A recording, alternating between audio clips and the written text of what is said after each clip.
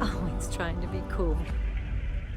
Well, when he gets back, I won't let him keep his cool anymore.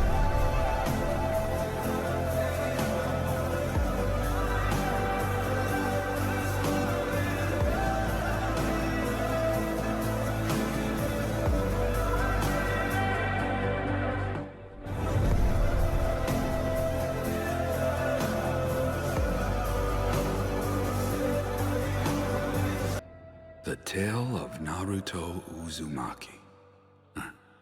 Yes, that has a nice ring to it.